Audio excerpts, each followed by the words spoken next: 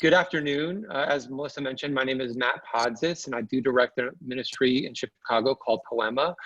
We are committed to serving and supporting God's work on the campuses of the city of Chicago through fostering collaboration, co-creation of initiatives, co-learning opportunities, so as to empower students to live just and fruitful lives. We are a fledgling organization, so it's a real privilege to be partnering with Melissa on this, and it's also just a privilege to have Michael Emerson joining us today for our first conversation. Michael is the head of the sociology department at the University of Illinois at Chicago. He is the author of the book Divided by Faith, which many people know him by. He's also written United by Faith, Transcending Racial Barriers, and a number of other books. He's considered one of the foremost scholars in the area of race and religion in America. But he's also a vigorously engaged follower of Jesus within this work. And as I understand, he operates through what I see as a clear and urgent calling from Jesus in this. So that's a personal and professional convergence in Michael's life. So let me just welcome Michael into the conversation. If you want to say hello. I do, and I want to say I want to be wherever John Dennis is. That's quite the background. Yes. Welcome, Michael. So I met Michael during his last couple of years as provost of North Park University. He has since transitioned to University of Illinois, Chicago. And would you want to give us just a brief recap of your 2020 to this point, Dr. Emerson? Sure. So on January 1 of 2020, I began my position at the University of Illinois, Chicago. I had been provost for about the last 5 years at North Park University on the north side. And before that, a professor at Rice University down in Houston. In March, as we know, most people got shuttered home. We shut down. I was home for about a week, and somehow I contracted COVID, and didn't go very well. I spent 17 days in isolation, interrupted by having to go to the hospital because the infection had spread to my lungs. I couldn't breathe correctly, but fortunately made it through. It took about another 6 weeks before I could be a human again. And so even this semester, about 98% of our classes on a campus of 33,000 students are just being done like we're doing, via Zoom or online and other forms. Yeah, I've thought about what an unusual year 2020 is turning out to be for all of us, but there have been moments when I've thought for you, there have been so many things converging, including this conversation surrounding race and the Christian faith. And I don't know if we're just going to jump in if that works. I don't know if I'd mentioned this to you, Dr. Emerson, but there was an NPR segment this summer that was talking about the legacy of the multi-ethnic church in America. You were actually interviewed in that segment, and I think actually was part of what stimulated the desire to have this conversation in general. I smiled at one point because you were referred to a few times as the godfather of the movement, and I could only think of Marlon Brando or James Gandolfini, which is not necessarily your type. But what I think they're referring to is just that this has been something you felt called to for many years, for the better part of 25 years, if not before that, both professionally as a scholar, but also in your personal life as a follower of Jesus. And so I wondered if you could just even share a bit about that call from the sort of to be engaged with this multi-ethnic church movement, the reconciliation movement, and what that call has meant and what it's looked like for you. Yeah, so 25 years ago, I was a young professor teaching in central Minnesota at a university called St. John's, and just living my life.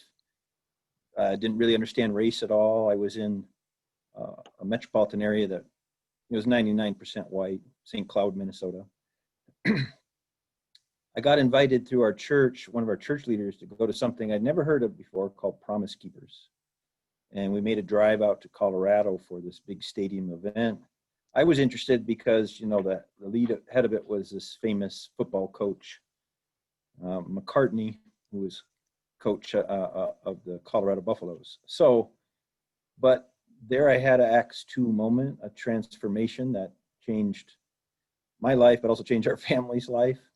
What happened is, just like I read in Acts 2, it felt like a holy fire came over me, a spirit that I wasn't even walking on the ground. God was just carrying me, and it was, race in this country grieves me, and you will be involved. Didn't know what that meant. That's just what it was. I bought every book I could that they had available on race and religion. I stayed up for 72 hours reading them all. When I finished, I went to sleep. I had something like a vision. I woke up, told my wife, who was 5 months pregnant at the time, you might want to sit down for this. Because the vision was very clear. It was this, that starting right now, until I tell you otherwise, you and your family will live as the racial minority, which is a funny thing, right? When we're in a metro area that's 99% white, it's impossible. So I also knew that it was going to mean we move. And sure enough, it did. A new job came available. It meant moving to Minneapolis, going through all kinds of turmoil, because instead of moving where we normally would, which would be a nice white-dominated suburb, we moved to an African-American neighborhood in Minneapolis. And life stunningly changed for us, ways we had never understood. And now that's continued in Houston and in Chicago. So that transformation is part of how God works, in sense of, it's why I write what I write. And it's also, how we live, why we live as we live. Did you have a sense of what God was asking you, what the role God was asking you to play as he sort of made that calling clear? No, it was step by step. So step one was, I'm going to make a job available for you. You look for it. And it was, sure enough, he did. It was so clear, because the things they asked you for you to be able to teach was exactly what I taught. Then the next step was, where are we going to live? And that was very tumultuous. If you want to have a little fun, and my apologies if anybody here is a realtor, tell a realtor you want to live as a racial minority. So only show me neighborhoods like that. They get so nervous and so flustered. And it's interesting, because we actually have a law that says you can't take race into account. And the effect is that we take race into account unless you actually want to diversify. At that point, they will not do it. So they kept showing us white neighborhoods, ostensibly by not taking race into account. And so we fired our first 3 realtors and just had to find it on our own. In fact, they would often say that to us: I can't take race into account to find you a neighborhood, but if you want to find the neighborhood, I could show you houses in them. So at that point, I said, well, we'll just do it ourselves. Next step, which was maybe the hardest, was where to send our children to school. And they went to a school, and for the rest, all our 4 children, all their entire life, they would be maybe 2-3% white. And so that's how they grew up. And of course, church. So step by step by step. And then research projects started coming that allowed me to write in ways I couldn't have before. That is, it says here, that is a powerful testimony, and it's true. That's actually more than I had ever heard. And I hope to hear even more from your sort of own personal history in this. I think of you as, you're a sociologist, but you have sort of, in a de facto way, you're also sort of a historian of what's been happening as Christians have moved into this over the past 25, 30 years. You've mentioned Promise Keepers at times as sort of being a high watermark in terms of national attention. I've heard you say before that actually came on the heels of really people in the Black community, and then sort of less white leadership spaces sort of beginning these conversations even before that. But I just wonder, as you have been connected with this movement for as long as you have, what are some of the moves that you've seen within the movement that you can kind of help us understand what's happened over the past, 25 years? Yeah, so, and let me answer that by doing 50 years, and not to scare people, but we need that original context to understand the irony of where we are today. So, we have the civil rights movement in the 60s, and in terms of evangelical Christianity, white Christianity, it's interesting. We went through all the Christianity Today magazines at that time, and even though there's this tumultuous racial upheaval happening in the U.S., sort of like what's happening now, Christianity Today isn't covering it. They have usually about one article per year devoting less than a page. So it's almost like it doesn't exist. When Martin Luther King is assassinated, then some of the Black evangelicals start taking up a mantle and developing a theology of reconciliation. So some of you have heard of John Perkins, and there's Tom Skinner and others. And it's all of these initial reconciliation advocates and leaders were African American, but willing to work with white evangelicals. So that was their goal, is to try to help white evangelicals understand that race and racial reconciliation are not things to be avoided, but they are fundamental to the gospel. In fact, one of the early leaders, Samuel Hines, said that reconciliation is God's one item agenda. That is what God is about. Just real quick, 3 components to it. And of course they have to rhyme: admit, submit, commit. So admit that there is a racial problem is what they would advocate, and that is sin. And then submit to God leading on it. And then commit. And what are they committing to? They're asking people to commit to relationships across race, and fundamentally to commit to overcoming injustice.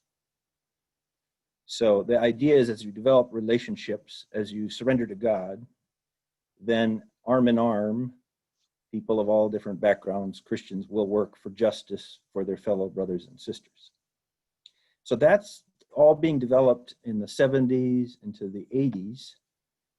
But it's mostly and almost entirely African-American leaders. As we get into the late 80s and 90s, there starts to be almost an explosion of that movement, and it diversifies. So you get white leaders, Hispanic leaders, Asian leaders, all advocating reconciliation. You get books written, conferences being organized, and you get Promise Keepers being maybe the most massive form of that. They made that one of their central promises. One of the years they made that their entire focus of their massive stadium events. As it became popularized in the 90s, and it became, I'll say, I don't know if it's a word, but I'll call it whitecized.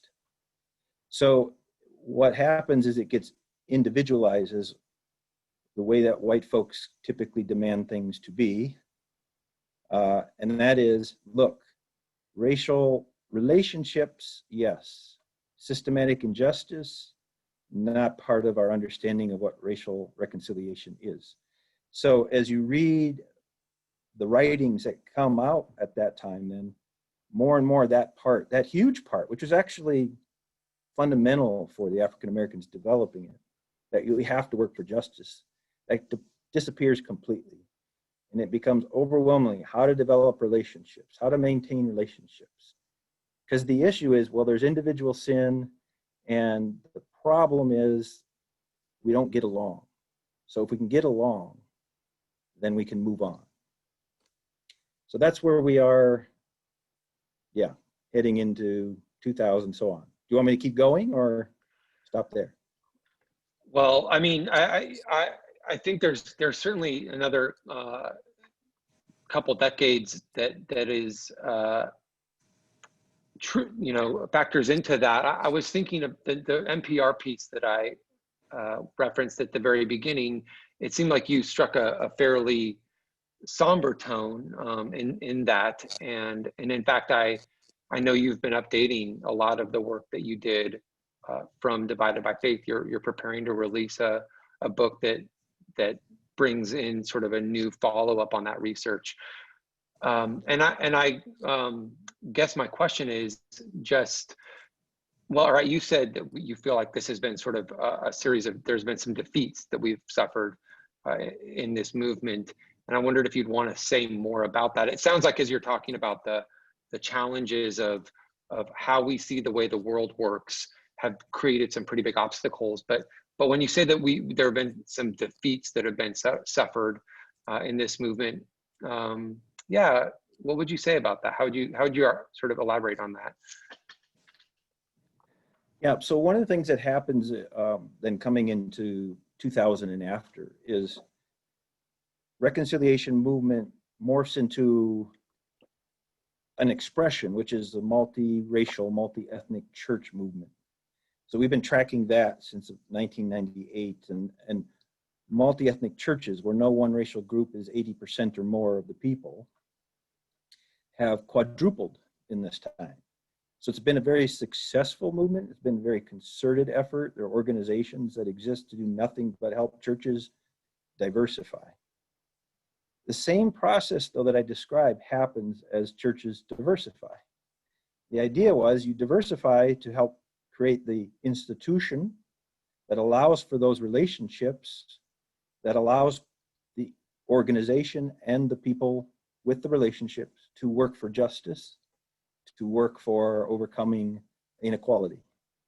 But again, the movement becomes dominated by white pastors in particular. There are about 75% of pastors of these churches are white.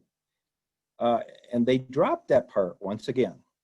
And it becomes about diversity for diversity's sake.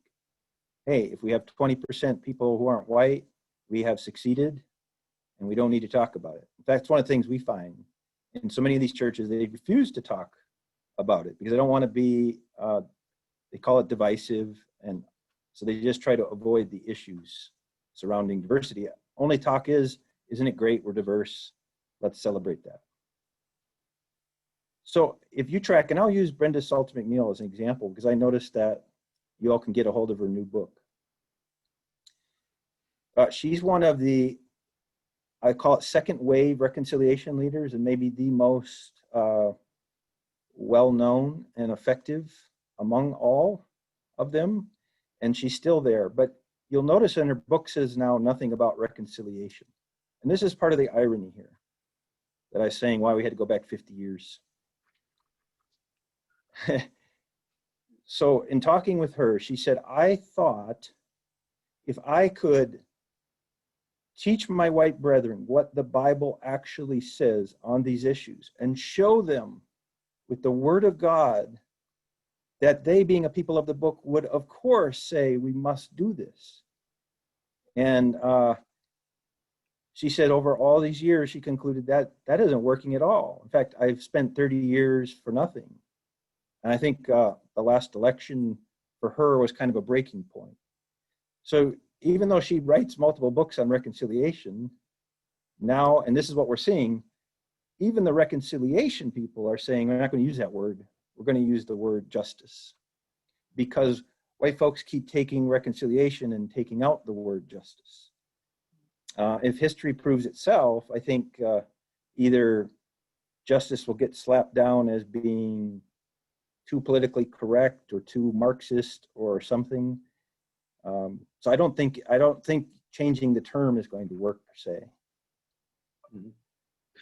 That reminds me of you wrote a blog post in Christianity Today in I think Ed Stetzer's blog a few weeks or maybe it was a couple months ago, where you were talking sort of, it seemed like you were talking two directions, but in the end, not in a contradictory way, but you were talking to two different audiences, but you were definitely lamenting a version of a pursuit of justice that abandons Jesus.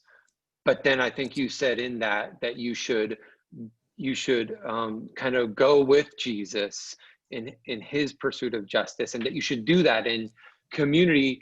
And so what you just said, it makes me wonder, how would you say is the thing that we should be focusing on in reconciliation and multi-ethnic church context or ministry contexts? Is reconciliation the thing that serves justice, or does justice serve reconciliation? Okay, so there's great debate on that. So we were mentioning just before everybody jumped on, you know, I go to church where, I don't know if you want to call it our tagline, but our guiding principle is we are reconciled to be reconcilers. So we would see that as the fundamental call of God. But that reconciliation isn't reconciliation without justice. Justice is near and dear to God's heart. He gets angry quite a bit when people don't do justice. And then both of those are for the purpose ultimately of unity, which is the witness that Christ prayed for. So I guess that's what would concern me as we move away from reconciliation to justice. It quickly becomes social justice apart from Jesus. It's that piece he's referencing, I think it's called Goodbye Christ, I've Got Justice Duty. That young Christians, they're big time into justice, but they're not seeing the church be big time into justice, or they're being swayed and seeing justice as defined by secularists, and they're just leaving the church because they care more about that concept than anything else. I know my pastor is also on this because I've seen him in the chat, and he has shared with me about how when you come around this, it's an unavoidable obligation to deal with the question of justice and how it is expressed in your church. Why would you say then that justice or reconciliation minus justice and just that value, which of course is a biblical value, a biblical character of God, why can't we get to reconciliation if we can't really integrate justice in our churches and ministries in a robust way? So let me help you out. Help me understand the question again. So why can't we get to reconciliation if?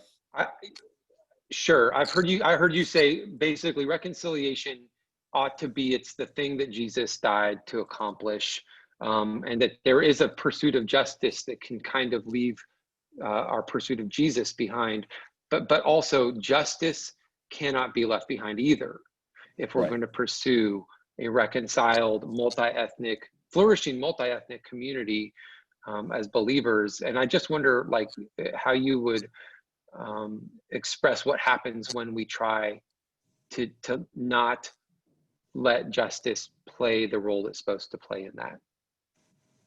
Or maybe there's an example. I wonder if there's an example that you can think of in your own history where you've seen that sort of refusal to allow justice to play a significant role become sort of a deal breaker or an obstacle to reconciliation.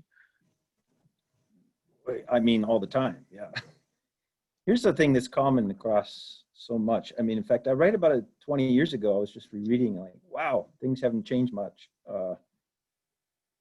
Pastors that I've been talking to now, white pastors, you know, we're in quite a tumultuous season in terms of race right now. They're saying, I need to talk about it. I know I need to talk about it. And when I talk about it, of course, I get pushback. I get the emails. I was just talking with a pastor in Houston, a mega church pastor. He decided, I am going to talk about this issue. He said, I have 500 less people in my church, all of whom went down the road to a church that won't talk about it because they are not interested in talking about issues of justice and so on. They want, and this is the constant refrain, right? Stick to the gospel, preach the word. And they keep trying to say, I am preaching the word. So this is where I'm going to get controversial already. Just jump into this, and I'm happy to take questions too. As I've studied across our whole history, there's such commonalities. It's always this resistance from white Christians who are Bible followers but refuse to follow major aspects of the Bible and find ways to explain them away. And I'll give you an example in our current research, and then I'm going to share how I'm making sense of it. So we did a series of questions. We did an online survey, randomly sampled over 3,000 Americans, half practicing Christian, half not. So we asked one question, you had to answer it in a certain way to get the other questions. And that was, do you believe the Bible should be used to determine right and wrong? So if people said yes, the Bible should be used to determine right and wrong, we then gave them 4 questions. 3 of them had to do with what the Bible had to say about other groups, foreigners, immigrants, ethnic minorities. And then one of them was what we call a control question. And it had to do with swearing, using unwholesome words. So what we would do is they would see on the screen the Bible verse. It says, the Bible says, and then we'd quote the verse with the actual in parentheses, this is James 1, verse 2. And then we would restate what the Bible verse says. So for example, the Bible says, do not use unwholesome words. Therefore, it is wrong to use unwholesome words. And we ask, do you agree or disagree? In that case, the majority of practicing Christians, no matter their racial background, they agree. That's what the Bible says. But on the other 3 questions, one about Acts 6, where you have ethnic conflict and how to deal with it, one about how to treat immigrants and foreigners, another on praying for people outside your own group. The majority of Christians of color agreed that that's what the Bible says on those. But for white Christians, when it was a question about other groups, always less than a third said, yes, that's what the Bible says. So 2/3 said, no, I don't agree, that's what the Bible says. So we did follow-ups, we went and interviewed people. And we asked them, if you don't agree, why is that? And so the most common answers were, well, you'd have to know the context. Fair enough. So we did those same focus groups with African Americans, Hispanics, and so on. And they often would say the same thing. You have to know the context. But we noticed something different in how these focus groups behaved. Focus groups, right, is like, you get 10 people in a circle and you're talking to them. When it was African American group or Hispanic group, when they said context, you have to know the context, they'd actually pull out their Bible or their iPhones and pull up the Bible on there and look at the context. We noticed that when white groups said that, they never once actually pulled out the Bible to look at the context. It was just simply a defense mechanism, a way to not have to agree with it. Another was when it talks about the immigrant or foreigners, whites would make the distinction. Well, that's only if they're legal. And so the Bible is not referencing that. And then another is, that was for a different time that doesn't apply to today. Okay, so that's one group in this country that interprets the Bible that way. That's if all Christian groups, no matter the racial background, saw it the same way, that's one thing. But it's only one group that doesn't agree with those. If I look at the constant history, what happens is you get people writing about this with metaphors. They'll say it's like racism is in the DNA of the white church, or it's a parasite that's found its host in the white church, or whatever. It goes on, and it's constant questioning. How can white Christians who are white, keep doing this stuff? How can, after 244 years of this country, the most overwhelming response we get is, I didn't know. How can they not know? How can they not know? When brothers and sisters of different colors have been saying for all this time, we're hurting here. So here's my controversial thing. What I'm actually arguing, and I just finished this chapter in the book, and I can't go into all the theory to show you, so it'll sound absolutely ridiculous, but is that white Christianity isn't Christianity and hasn't been. What was brought to us at the beginning of this country wasn't Christianity. It's actually the religion of whiteness. It's the worship of the group and the power that is felt by basically being the supreme group in the world. And so it uses Christian symbols, yes, a white Jesus. It intermixes in this religion, it intermixes it with a flag, yeah, stuff like that. So it's kind of what you might think of as Christian nationalism, but it's not Christian. It's the religion of whiteness, or a white religion. It's something different than Christianity. And when you think of it that way, it then makes sense. Why?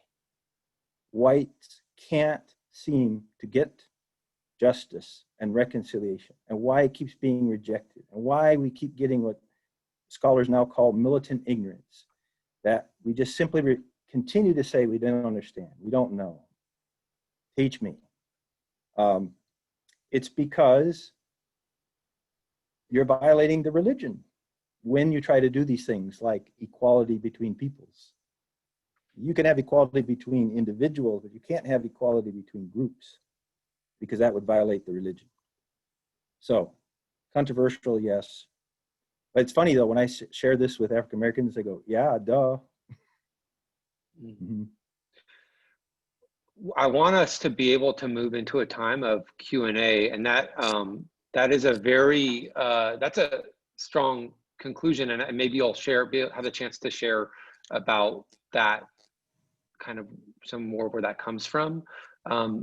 Before we move into the Q&A, I wonder if you, in an uncomplicated way, then how would you answer the question that we're gathering around today? What is the state of reconciliation in America?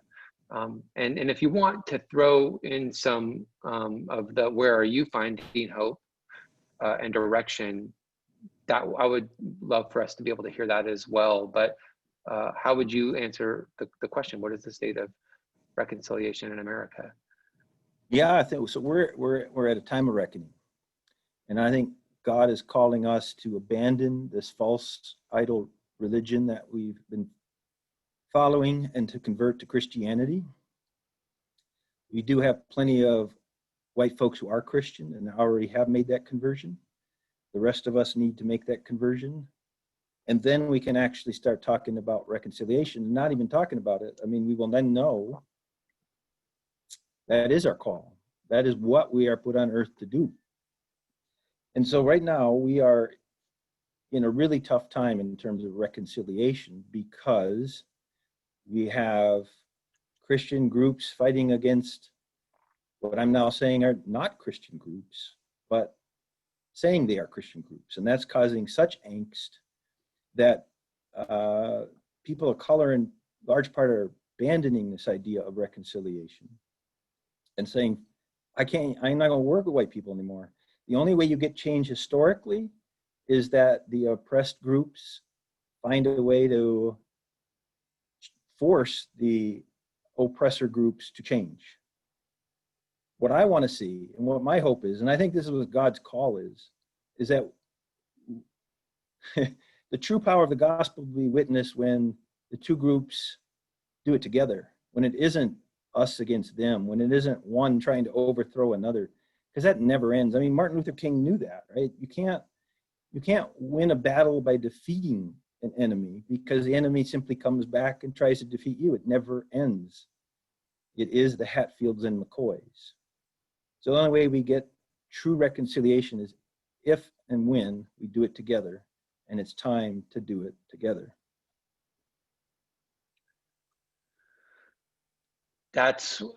Thank you. What a great segue. I wonder, I think, Melissa, there are some questions coming through, and wonder if you want to put one out there for Dr. Emerson.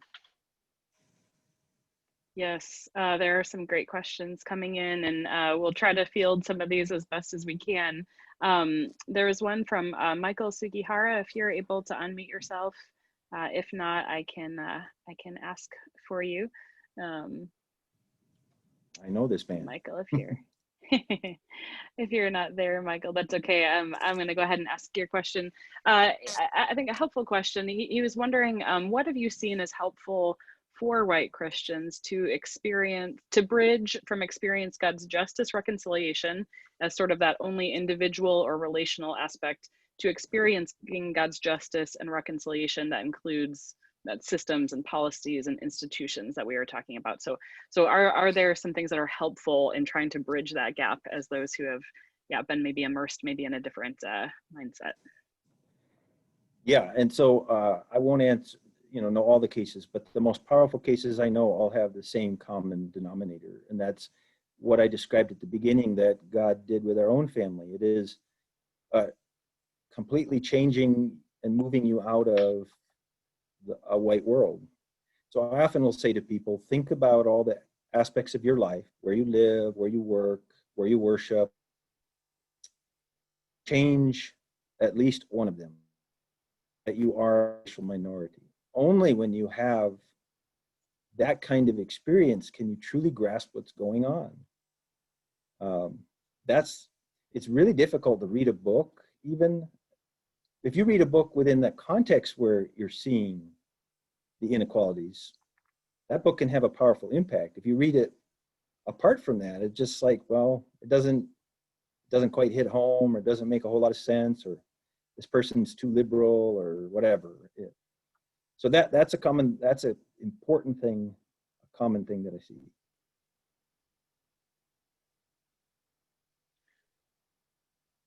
I don't know, Melissa, if there's another question that you feel like follows up on that. Sorry, I'm asking. He has a hard job trying to go here. through that. One question I saw, this was from Sarah Woody, actually, someone I know, was the question of how do you know about when that conversion, you said this is a matter of conversion, and maybe it's not that all people make the exact decision that you make or that you and your family made, but I wonder, when you think about that as a conversion issue from one false Christianity into the Christianity of the Bible, how do you know when that's happened? What are some hallmarks of that?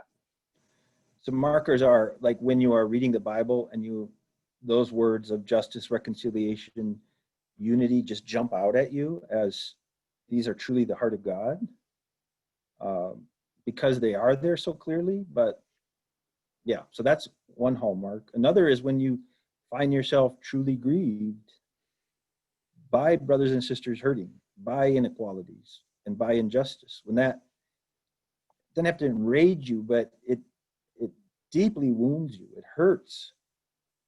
That's the heart of God. That's what God teaches us. That's what hurts God. So if that hurts us, instead of no longer feeling the need to defend or deflect or minimize those issues.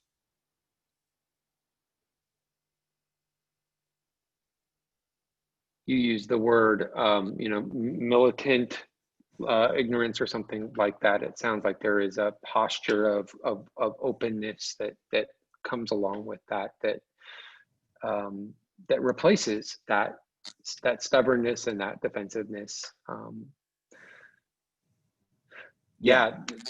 I always say, if you hear people of color, especially if they're Christian, saying something, what if you could posture that what they're saying is true, as opposed to trying to find a way to minimize it or defend it, or to say maybe you're not seeing it right, but just accept it as truth and have a dialogue about that. That often will lead you to the place of, we got to work together to do something about this. We can rarely get there when we're busy trying to minimize. Let me just give a quick example while you're thinking questions. So there's a professor at Texas A&M now teaching up in New York. She teaches race and ethnic classes. And so for several years, she's been giving the same assignment.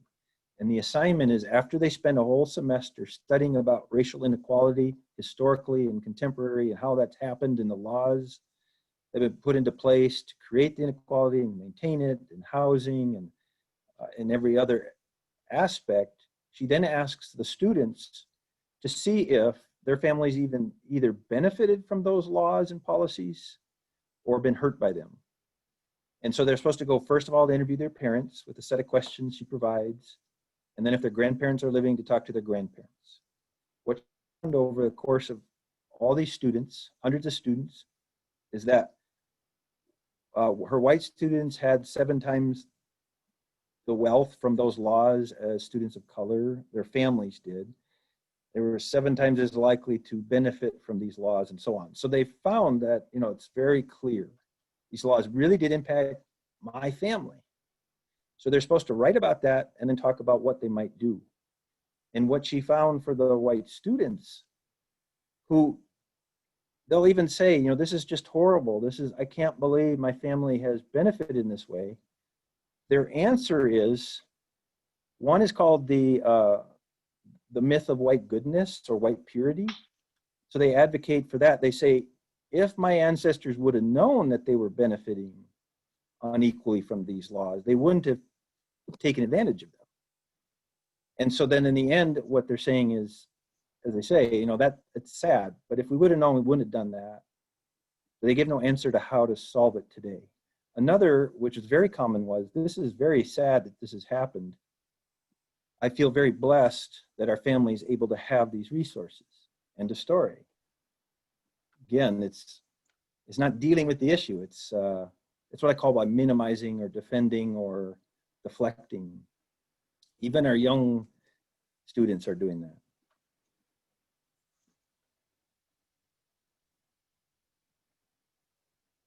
So, Matt, I'm not sure if you saw. oh, what? Oh, just there's a question I think that that could be very helpful from Rand Tucker. He says that it seems that many leaders of color who have been champions in this area of reconciliation have become disillusioned with the overall movement toward reconciliation. You mentioned Dr. Brenda Salter McNeil. Could you say more about this disillusionment? What you think will help reconcile leadership towards reconciliation? Yeah. What do you see in that area, and how do we move towards that in a way that's... So you don't have to agree with this, and I'm not saying whether I agree or not. I'm saying this is what, when we did interviews with Christian leaders of color, what came up over and over and over again. So there had been this growing frustration, like, why aren't white Christians seeing this? Why do they keep individualizing it? Why won't they work for justice with us? But what they said for them was the breaking point, the point at which they thought, oh, I see it clearly now, that we don't matter. And that was the election of 2016. So for whatever reason, the thought there was, that was clear evidence, since white Christians were the only groups, so white evangelicals, white Catholics, and white mainline Christians, the only groups that voted majority Trump. That was evidence that whatever issues white Christians care about comes before brothers and sisters of color, fellow Christians. That's always going to be secondary. So it was like not a slap in the face, it was like an ultimate rejection. That's how they kept expressing it to us. Like, we were slapped down. We were told, you get back at the end of the line. We have more important issues to deal with, our own issues. And that was a breaking point for many, where they're just like, I'm done with it, I can't do it. There was a movement actually of African Americans in particular leaving multiracial, multi-ethnic churches and going back to Black churches. So, and now a couple of years later, here we are in this racial tumult that we are in all summer and into the fall here.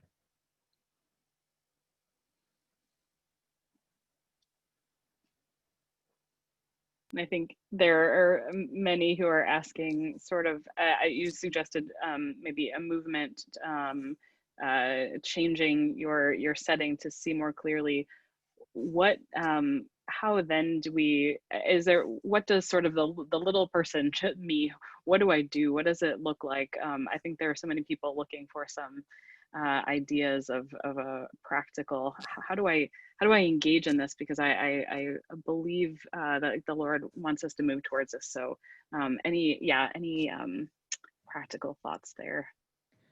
One, start living a multiracial life. And even that means major upheaval. Find a way to make it happen. Start asking God to make it happen. I always use this example, but if you wanted to be led into a battle by a general, you hope that general has actually been in battle before. And if a general is saying, a younger person in the military says, I want to be a general, what does it take? You actually got to be in the battle and get experience to become a general. That's what it is for us as Christians. We actually got to be in the battle, and that in our country is multiracial, multi-economic, living that way. So find a way. 2, find a church, if you don't already have one, that about this. I usually advocate strongly for multi-racial, multi-ethnic churches because you do have the opportunity to meet, to hear, to learn. But as I've talked about before, you can have them where it's, you're not looking for ones that are just saying it's about diversity and we don't want to really talk about the issues. You have to talk about the issues. That is a major launching point where you can find fellow advocates, where you can work together. One person, you can't, I know in our country we like to say, one person can change the world. It doesn't usually work that way. You change the world through organizations usually, and your involvement. So you got to find the right organizations, and church is a key one, the key one as Christians.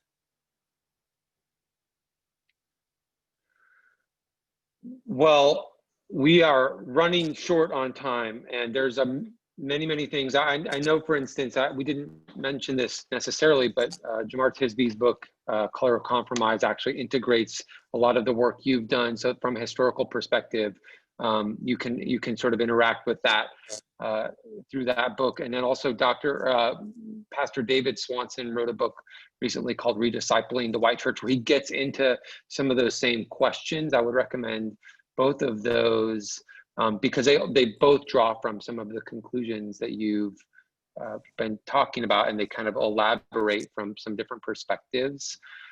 Because we're running out of time at this point, I want to just give you this final question.